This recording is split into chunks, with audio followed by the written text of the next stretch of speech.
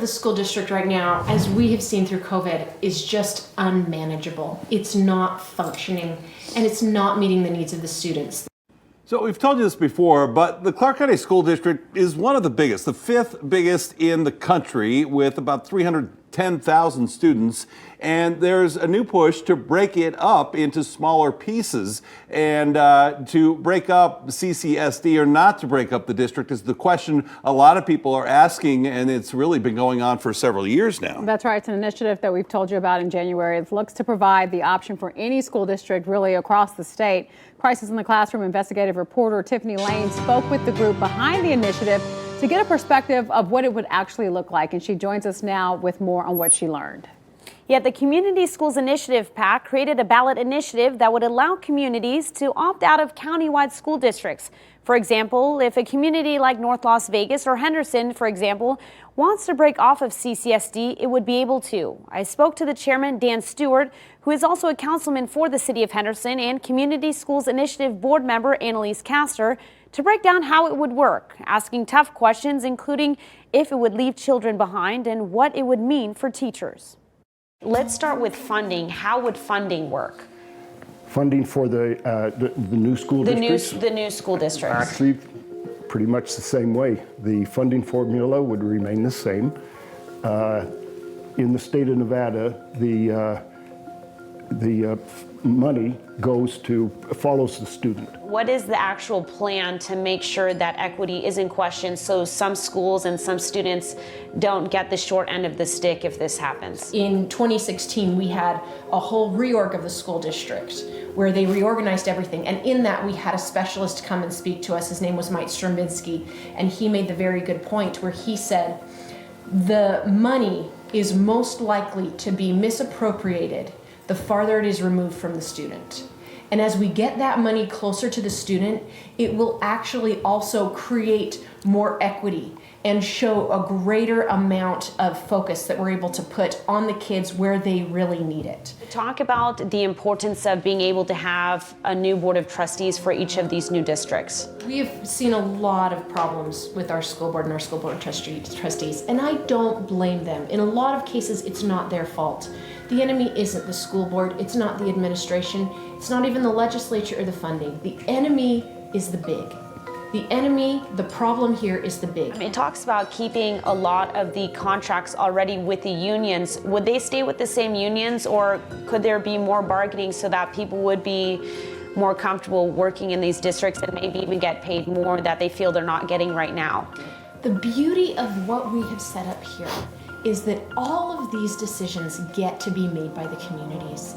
They will no longer be made by a bureaucracy far removed from the student, but all of these decisions now will be smaller, will be maintained by the communities. So it will not be a top-down approach of this is what you have to do. So right now, the staff that's at the schools, if their city or municipality broke off into a separate district, they wouldn't lose their jobs. They would move with that district, and possibly, I know it mentioned they would still have their current contracts with the unions.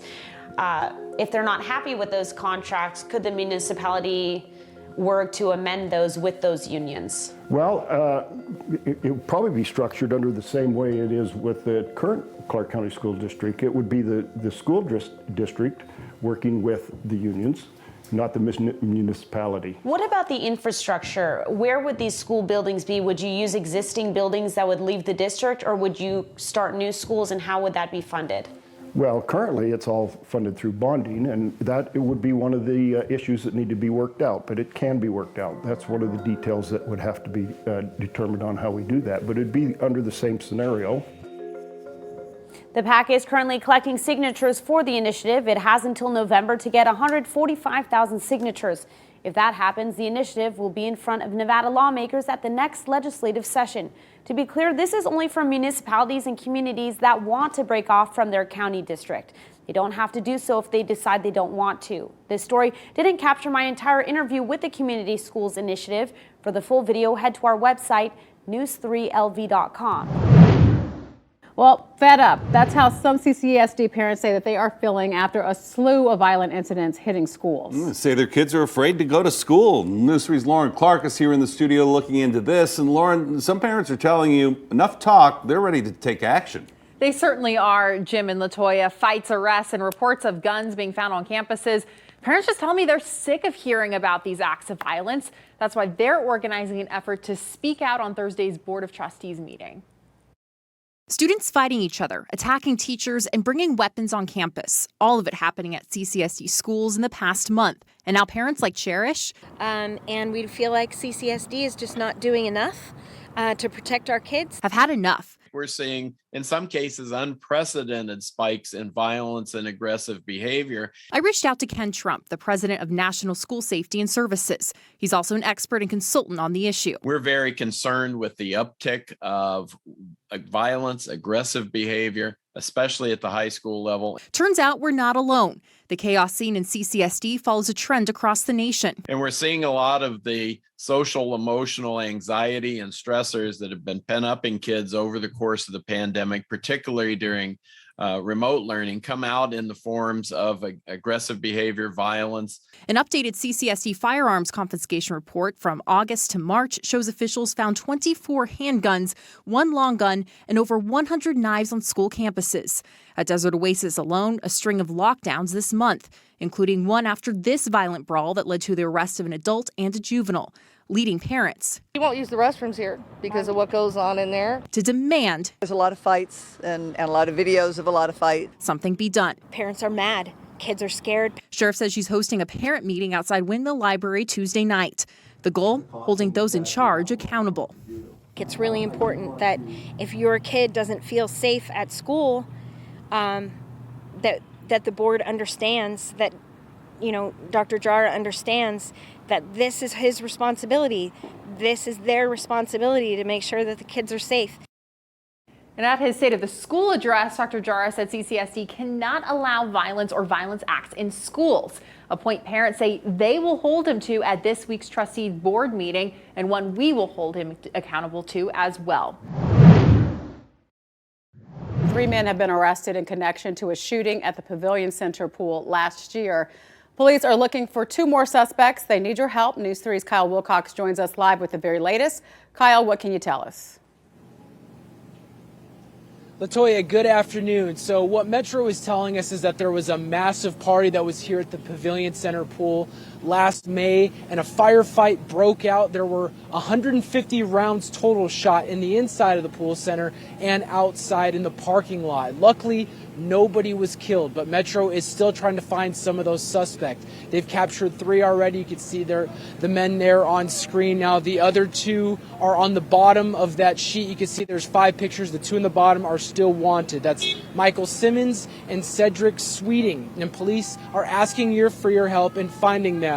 They say there were 150 to 200 people at this party in May 2021 when several fights broke out, leading to the shooting. Officers say the shooting was gang-related and 2 people suffered minor injuries, but they were okay. And they want more assistance from the public. When we had this investigation, there were no witnesses that came forward. Nobody at this party called 911 to report a shooting happened.